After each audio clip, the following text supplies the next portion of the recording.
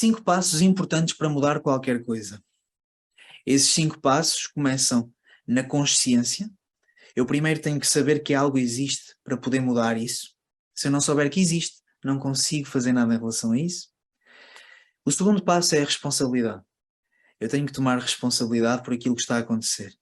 E tomar a responsabilidade significa dizer: as coisas podem não depender só de mim, mas tudo o que acontece na minha vida depende também de mim. Passo número 3, que vem a seguir, são estratégias. Depois de eu perceber o que é que está a acontecer e dizer: eu tenho um papel nisto, a partir daí eu posso ir procurar estratégias e dizer: ok, como é que eu posso fazer para alterar isto? O que é que pode ser feito? Depois temos ações. Depois de encontrar as estratégias, ponho-as em prática. Começo a fazer coisas diferentes. E depois tenho feedback. Vou recolher feedback daquilo que eu fiz para perceber se tenho que mudar ou não. Então, no fundo, o feedback é o quê? Recebo resultados e tomo consciência deles. Voltamos ao início do ciclo. Portanto, consciência, responsabilidade, estratégias, ação, feedback, consciência, responsabilidade. E o ponto que eu quero marcar aqui muito em relação às emoções, estivemos aqui até agora a trabalhar principalmente a consciência, a mudar a maneira como pensamos sobre emoções, sobre como as devemos gerir e a ter a mentalidade certa, que é a mentalidade de não resistência. Mentalidade de não resistência. Ora, então agora passamos para responsabilidade. E para termos esta responsabilidade, vamos ter algumas palavras para dizer a nós próprios. E para isto eu quero partilhar convosco um princípio, que é o princípio que nos mantém mais presos, emocionalmente, psicologicamente, na nossa vida. Este princípio chama-se princípio da causa e efeito. Quem é que me sabe dizer o que é o princípio da causa e efeito? Podem escrever no chat. Causa e efeito. O que é que isto quer dizer?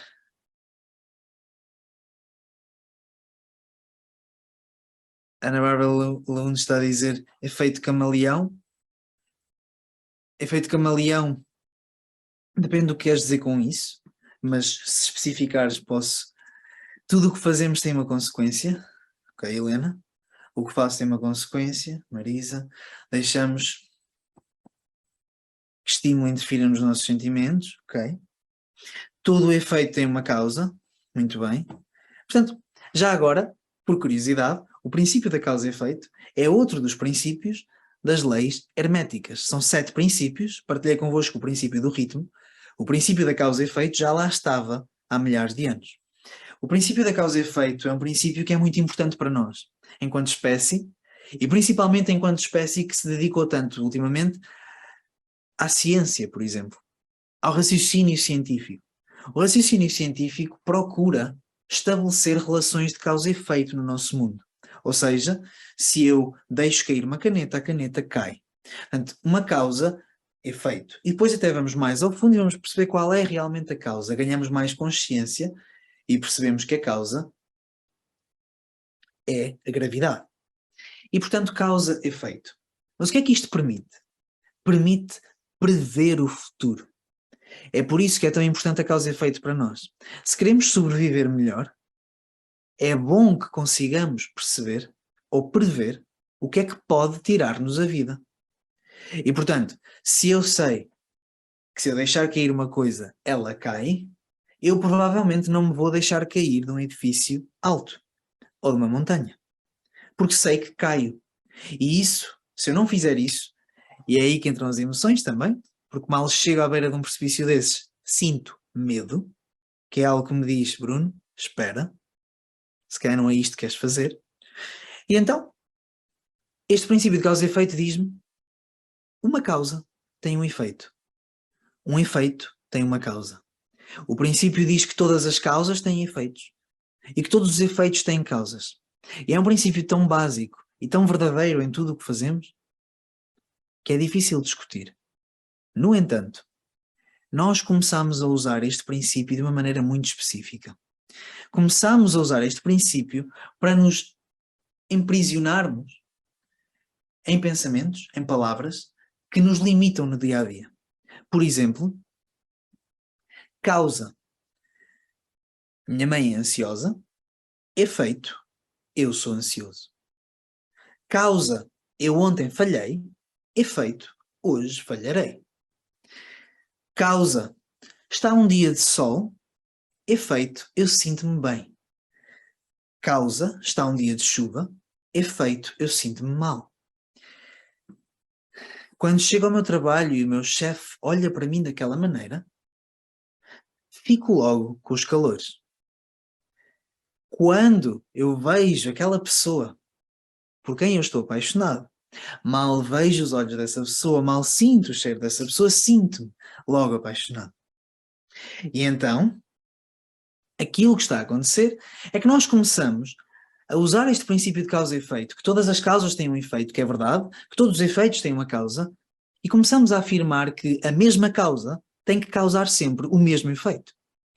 E embora isto seja verdade numa máquina ou numa bola, e já vos vou dar um exemplo disto, quando chegamos ao campo das emoções e do ser humano e do nosso comportamento, existe aqui algo que não funciona tão bem. Embora todas as causas tenham um efeito, nós não sabemos qual é que é o efeito, ou pelo menos não somos escravos sempre dos mesmos efeitos para as mesmas causas. Porque entra aqui um fator que no mundo mecânico não há, que é o fator de um organismo vivo, de alguém que pensa, de alguém que escolhe, de alguém que atribui significado, de alguém que pode dizer: hoje não faço isto, amanhã faço. Este elemento muda tudo, o elemento da consciência. E agora, deixem-me só olhar aqui para uma pergunta. A Manuela pergunta: então a metáfora da casa significa que haveria também uma causa e efeito e não uma ressonância da nossa preocupação, certo? Não sei se percebi bem a tua pergunta, Manuela. Se puderes fazê-la de maneira diferente, eu agradeço. Vou tentar ler outra vez para ver se percebo. Se não, vai já escrevendo uma maneira de explicar. A metáfora da casa significa que haveria também uma causa e efeito e não uma ressonância da nossa preocupação.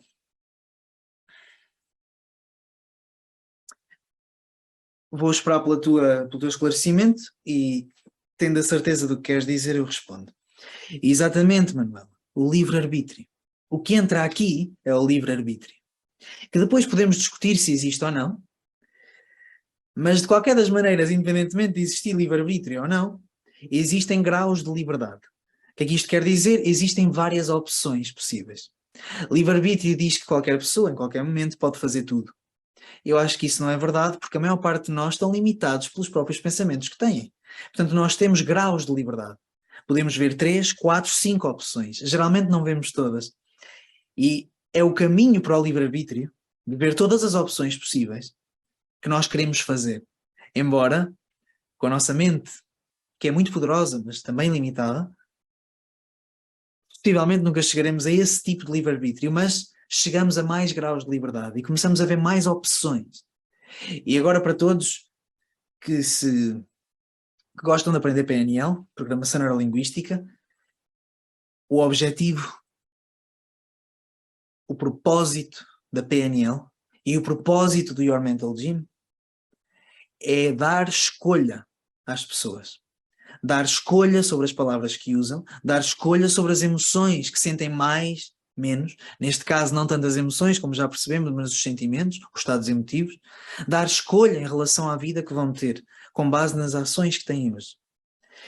E isto para dizer o quê? Queremos dar escolha.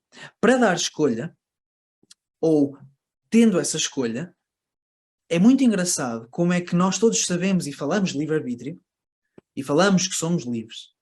No entanto, geralmente, deixamos-nos ser vítimas do princípio de causa e efeito. Deixamos-nos ser vítimas do facto de que o facto de ontem me ter corrido mal faz-me hoje pensar que vai correr mal. O facto de eu ter feito a minha vida toda de uma maneira significa que amanhã vou fazer dessa mesma maneira. O facto da minha mãe, ou do meu pai, ou do meu padrinho, ou daquilo que for serem de uma determinada maneira, significa que eu também tenho que ser. O facto de tu me olhares mal, ou de tu me falares mal, significa, ou vai fazer com que eu me sinta mal. Este princípio de causa e efeito, aquilo causa isto, vamos pô-lo em causa agora, juntos. Porque isso não é livre-arbítrio. Isso é uma máquina. Isso é o mesmo que deixar cair uma caneta. E eu e vocês não somos canetas.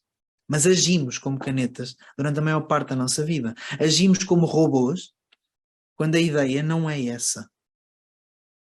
E o que eu quero dizer com isto é que, ao fazer cursos de desenvolvimento pessoal, muitas vezes podem ter a ideia de que aquilo que nós queremos é que tu passes de ser um robô infeliz, que faz coisas que o deixam infeliz, ou infeliz, ou é infeliz. Achas que nós queremos que passes a ser um robô feliz. E aqui no Your Mental Gym não é isso que nós queremos. Nós queremos que, e eu, neste caso, quero que tu percebas, não é que passes de ser robô infeliz para robô feliz, é que passes a perceber que não és um robô e que não tens que responder da mesma maneira às mesmas coisas. Quero que vocês imaginem uma bola. Imaginem que eu tenho uma bola no chão e que dou um chute na bola. Qualquer físico consegue, se souber o peso da bola, a massa, a gravidade, se souber o atrito, se souber a força que eu imprimi na bola com o meu chute, se souber o ângulo em que essa força tocou na bola, esse físico vai conseguir determinar exatamente onde é que a bola cai. Estamos de acordo? É algo que segue o princípio de causa e efeito. Sabemos que funciona assim. E agora eu pergunto-vos, obrigado a quem está a responder, e agora eu pergunto-vos, o que é que acontece se substituirmos a bola por uma pessoa ou por um gato? Passemos à frente da violência deste exemplo, mas pensemos só no caso específico, se eu meter uma bola a um gato, se eu meter um gato ou um ser humano, quem? Qual é o físico, psicólogo, médico ou o que for, que me consegue dizer com certeza o que é que vai acontecer? Ninguém. Ninguém consegue. Porquê é que não consegue? Porque somos um organismo vivo. E porque cada pessoa reage de uma maneira diferente. E não é tanto o facto de reagir conforme aquilo que lhe aconteceu no passado. Não foi porque te aconteceu aquilo que te aconteceu na infância que tu reages hoje assim. Foi pela maneira como tu deste significado e processaste aquilo que te aconteceu. Porque houve várias pessoas que tiveram experiências parecidas, que sofreram situações semelhantes, por exemplo, de guerra ou aquilo que for, e que reagem completamente diferente à mesma situação. E, portanto, não é uma questão da causa, guerra, pais ansiosos, pais violentos, pais aquilo que for. Não é tanto isso. É a maneira como essa criança geriu isso. A diferença como esse adulto geriu o despedimento. Alguém que é despedido, nós sabemos como é que vai reagir? Ninguém sabe. Porquê é que não sabemos? Porque não é causa e efeito. Não somos máquinas. Somos seres humanos. Não somos bolas. Ninguém prevê. Somos seres humanos. No entanto, começamos a adquirir hábitos de resposta e começamos a deixar-nos tornar bolas aos olhos de quem nos conhece. Começamos a ficar tão previsíveis que as pessoas já sabem que basta carregar no botão A para nós respondermos B. E tem que ser assim? Não tem, porque acabamos de dizer que este princípio de causa e efeito nestes organismos vivos como nós somos, não existe.